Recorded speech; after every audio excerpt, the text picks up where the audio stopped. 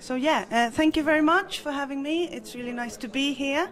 Let's see if this... I think that this is a really sexy presentation with strategies and processes, and of course it's going to be, hopefully. I'll keep it short and sweet because I know that everyone's thinking about lunch, but feel free to grab me afterwards and ask any questions if you have them.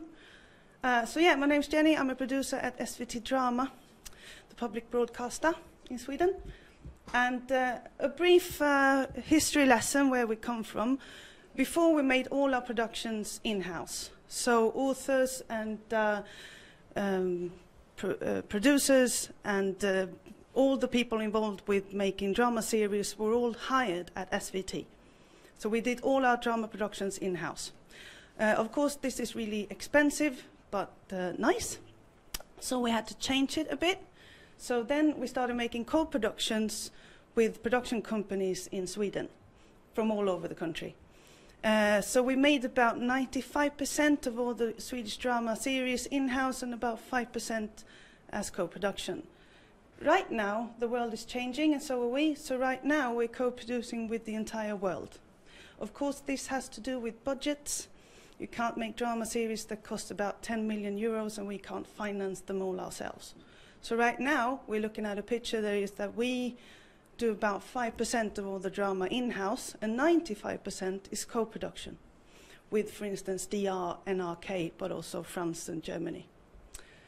So the one big question that we had to ask ourselves is how do we maintain quality, high quality that the audience expect from a public broadcaster when they do drama? And you can't say quality without defining the term. And for us, quality equals original, universal, and timeless. So drama, it has to have an element of originality to it. What's the new twist? For instance, The Bridge, where we find a body line between two countries. So that's kind of a new twist to an old format. Universal is that it has to have a theme that everyone can relate to, whether or not they're from Sweden or Norway or Latvia or Denmark or Germany. An inner conflict, perhaps, that the main character experiences, or a woman losing her children. I mean, that could be something that everyone can relate to. And that has then checked into timeless. The series has to maintain their quality in 10 or maybe 20 years from now and feel just as relevant. This is really hard, but we're trying. So before I get to the sexy how and processes, I want to show you what this that we do. So right now we have our mission in the tableau as it is of now. This of course can change, but we've had this about 2 or 3 years now, steady on. So our big one is Sundays at 9 o'clock. We have our suspense and crime genre, the whodunit, or terrible murders taking places on bridges, or in the north of Sweden. The last one we did was Midnight Sun together with France. Huge successes. We have about 1.3 to 1.6 million viewers per episode on these ones. On Mondays, we have more of a drama, feel-good sort of a vibe to them. Looking at this one, I would like to change the term feel-good to feel-bad, because all of these ones are really depressing. Almost all of them has to do with families that look really nice on the outside, and once you scratch the surface, it turns out to be horrendous. But huge successes, all of these as well. Then we have miniseries, and these are the ones that we do in-house, mainly because it's really hard to finance 3 episodes 60 minutes long, and also that it has to have sort of a Swedish flavor to it. Talk about a Swedish author, perhaps, like with Kerstin Thorvall, or perhaps the voting rights for women in the 20s. So all of these series has to have some sort of historical element to it, or say something about Sweden today. So these are the ones that we mainly do in-house. Then we have our latest baby to our slot, comedy. We've done 2 series. The latest one is called The Case, or Fallet. And there we have mixed crime with comedy. So we actually have made comedy of our own success, Nordic Noir. So it's actually a spoof on The Bridge and all of those series. And if anyone should do it, I think it should be us. These are not sketches. This is written sitcoms. Then we have short series, and this is actually my favorite. It's for our younger audience. It's for 18 to 25-year-olds. It's published first on SVT Play and then later on broadcast. We don't have a genre definition. We don't have to do crime or comedy, so we can test. We can test genres and we can test new talent, because you can't go from making a short film or a feature film and then making 10 times 60 series. It's just too much of a challenge. So here we can test new actors, new producers, new writers, and I really enjoy working with this format. It's really so much fun, and we've done a couple of successes and we've done a couple of failures. So we are constantly learning what the audience wants to see. And I talked to Wiley earlier that the younger audience doesn't really care if we make a series. We're going to do a cool show for you guys, then they're not going to watch it. So you have to have high quality and something that engages them, that they like, that we all like. So we've tried a couple of different things here. We tried a funny mockumentary style with superheroes that don't have superpowers. That was really funny. We did a series called Boys. That's about boys in their 20s in Stockholm, challenging what it means to be a guy now, falling in love, stuff like that. So yeah, we've tried different kinds of things, and it's really fun working with this one. It's not that much money, but it's really, really nice. Then, of course, we have theatre, opera, and dance. We do about 15 to 20 titles a year, co-productions, almost all of them.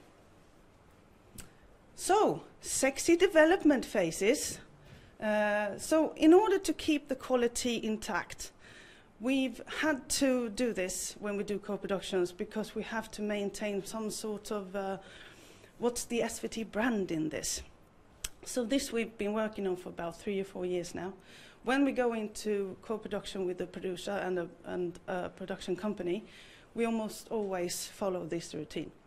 So in phase 1, it's just a short description, about a page or 2 pages long. What is this series about? What genre is it? And who's going to watch it? So just the basics. If this is something that we feel can coexist in our platforms, the stuff that we do, we move on to phase 2. Then we add a storyline to it, make it bigger. Not any scripts yet, but just the storyline, just to see if the plot works, if the whodunit works, or whatever it could be. This goes for everything except comedy. Comedy, you have to have a script, because comedy is not a question of plot, and it's not a question of if it adds up in the end, because characters are not supposed to develop at all. If you watch an episode of Seinfeld or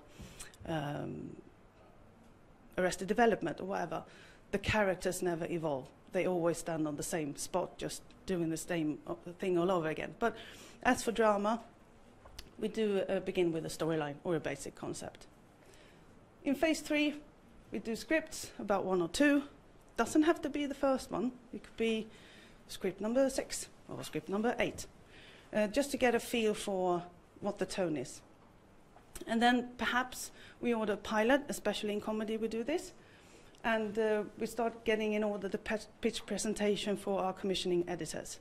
And if all of this feels nice and the budget's there and everything just looks dandy, we pitch it for management. And we do this together with the production company, so we go as one.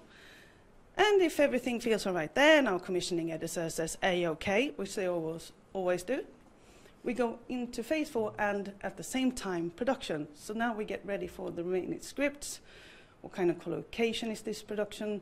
The casting, the budget, etc., etc.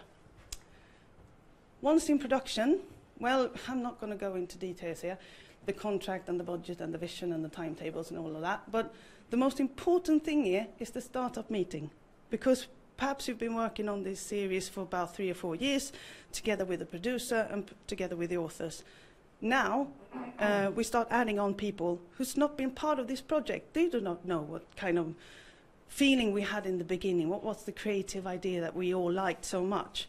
So this is extremely important, to get everyone in the same room and share the vision. This is what we're going to do. This is what the SVT has ordered us to do together, so that we all have the same vision for this project. Things can go to hell, shit can hit the fan anyway, but then, you know, we kind of ensure that it hasn't. Then we go on to shooting. We look at dailies, we are really involved in the process. We have final say on the edit. This can be a problem, usually isn't. Usually we're really focused and together. But this is something that we absolutely cannot, this is something that we have to have. And then we approve all the final edits. We do PR on social media and communication. We broadcast the series. Everyone's happy, hopefully.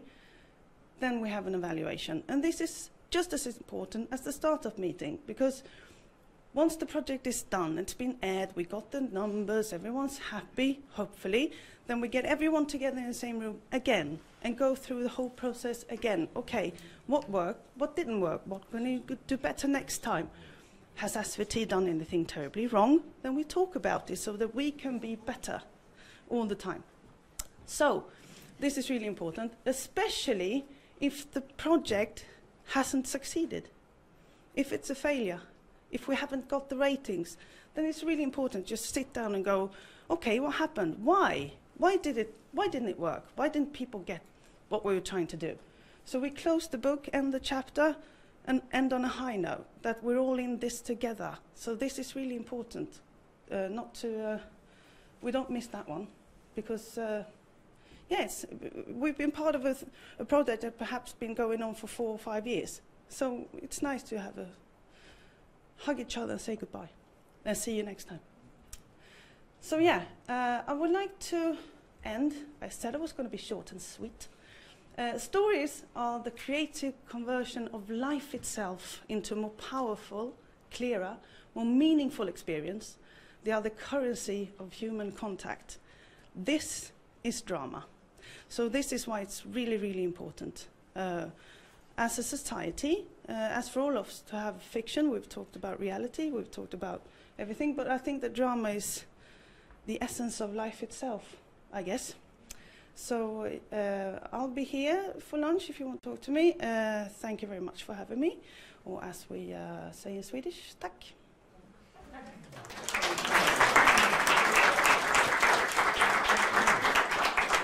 Any questions? Any questions? Yeah. What's the coming highlight? We're actually doing the Bridge 4 now. And let me see what else is on. We have loads of Nordic series coming up now. Nobel is airing. So let me see what's on slate. But I think that the Bridge 4 is probably the highlight of our season. Yeah, and Miss Freeman's War, that's been really successful. It's doing our 4th season of that now. So I think that's... And of course The Case, the comedy series. That's mine, so I'm kind of biased. Any more questions? Everyone wants lunch? No?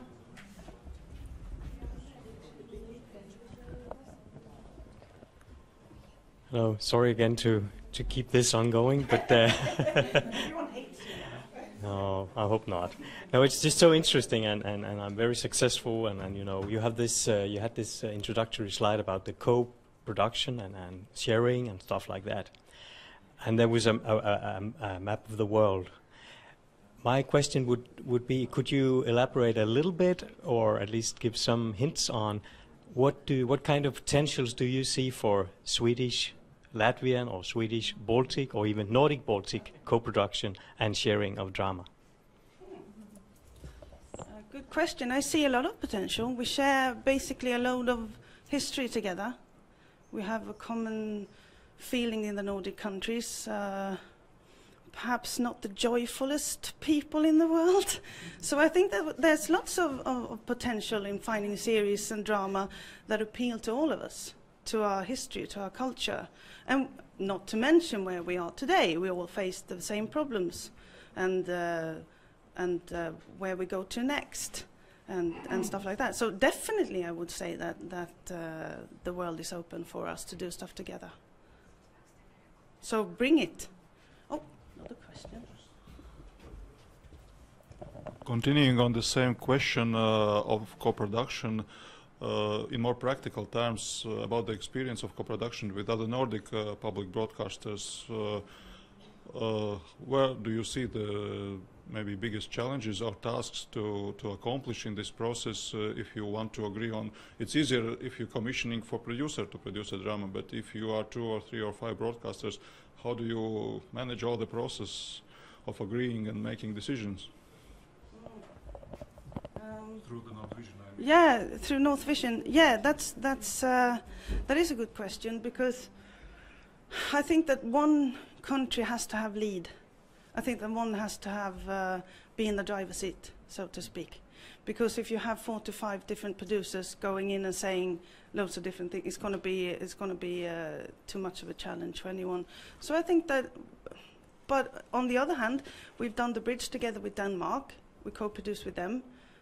And Germany was involved as well, and that worked really fine. That worked out great, but it is a struggle. But now we've done it so many times, so we're constantly learning and constantly knowing each other. It's all about communication, really.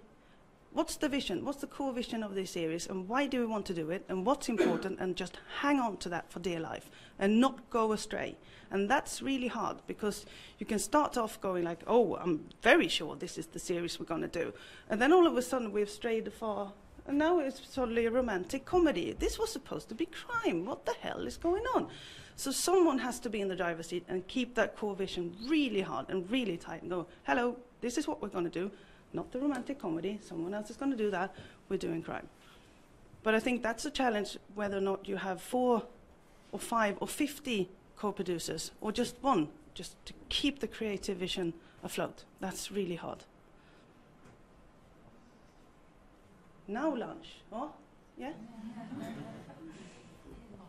Okay, thanks a lot, Thank you. Jenny. Thank So you.